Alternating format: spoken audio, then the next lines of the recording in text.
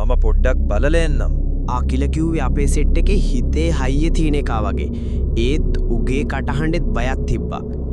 ඌ අතට ලොකු ලීයක් අරගෙන ටෝච් එකක් ගහගෙන කළුවරක ගියා. ඒක මරණයට යන ගමනක් වගේ මට දැනුණා. අනේ නෑ මචං යන්න එපා. පිස්සුදු. අනේ අකිල යන්න එපා බං. අපිට මැරෙන්න බෑ. මට බයයි යකෝ. මම කෑ ගැහුවත් ඌ ඇහුවේ නෑ. විනාඩි 5ක් ගියා. ඒක අපිට ජීවිත කාලයක් වගේ දැනුණා. 10ක් ගියා. අකිල නෑ. උගේ ටෝච් එළියවත් පේන්නේ නෑ. අර අමුතු මර හඬක් දැන් ඇහෙන්නේ නෑ. හැම තැනම තිබ්බේ මර නිශ්ශබ්දතාවයක්. හුස්ම ගන්නවත් බය හිතෙන තරම් නිශ්ශබ්දතාවයක්. නිෂාන් වෙවුලන කටහඬින් කිව්වා. ඒ මොහොතේම එකපාරටම අපි හිතුවේවත් නැති වෙලාවක අකිලගේ මරල තෝනිය කැලේ දෙවනත් කරගෙන ඇහුණා. ඒක මිනිස් කටහඬක්. බයේ වේදනාවේ උපරිමින් කෑ ගහන සද්දයක්. ඒක ඇඟේ නහර පුපුරවලා ඇට මිදුළු කඩාගෙන යනවා වගේ දැනුණා. ඊට පස්සේ ආයෙත් මර නිශ්ශබ්දයි. ඒ මරලා තෝනියේ දෝංකාරය තාමත් කන්වල දොහලනේ වුණා. අපි තුන්දෙනා බයෙන් ගල් ගැහුණා. පණ නැති වුණා වගේ දැනුණා. කවිඳුගේ ඇස් වලින් කඳුළු විතරක් නෙවෙයි මූත්‍රාත් කෙට වෙනවා ඇති. දැන් මොකද කරන්නේ? අරු මැරුණා. අපිත් බැරි. අම්මෝ. මේ දුවන්න ඉක්මනට. නැත්තම් අපිත් මැරෙනවා. කොහෙටද දුවන්නේ? මේ මංගුලේ කැලේ පාරක් දන්නෙත් නෑනේ. දන්නේ නෑ යකෝ. මේ ගෙදරින් දොරට දුවපියව පරබල්ලෝ. මම කෑ ගහගෙන අනිත් පැත්තට දිව්වා. පස්සෙන් එන දේ ගැන හිතන්නවත් මට වෙලාවක් තිබ්බේ නෑ. නිෂානුයි කවිඳුයි මගේ පස්සෙන් ආවා. අපි කළුවරේ ඉස්සරහට දිව්වා.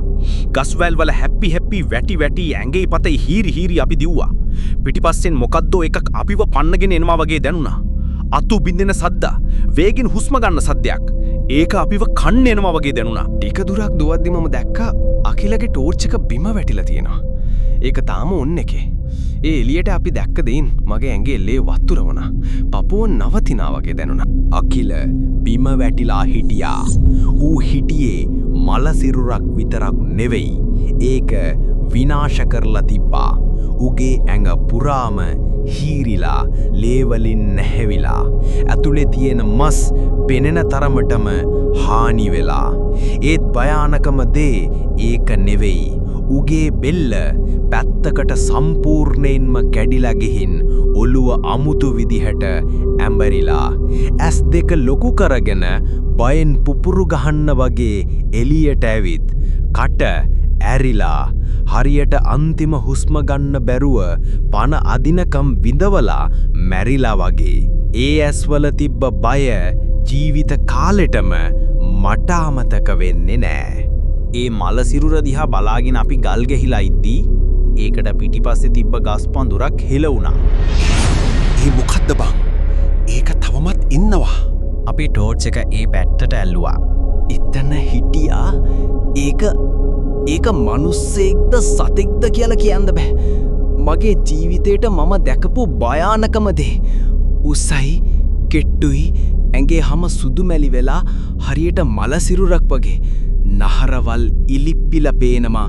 පොළවේ පස් කෑලි ඇඟේ තැවරිලා. අත්පා දිගයි, ඇඟට ගැලපෙන්නේ නෑ. අමුතු විදියට නැමිලා තියෙන්නේ. නියපොතු වගේ තියෙන ඇඟිලි දිගයි උල් වෙලා.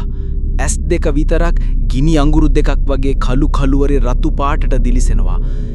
ඒකේ කටින් ගොර සද්දයක් ආවා. අර අපි කලින් අහපු සද්දෙමයි.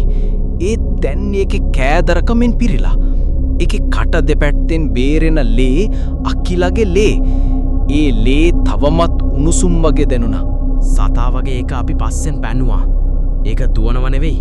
4 ගාතෙන් අමුතුම වේගයකින් පනිනවා වගේ ආවේ. ඒක මිනිස් සතෙක් නෙවෙයි. ඒක යක්ෂයෙක්.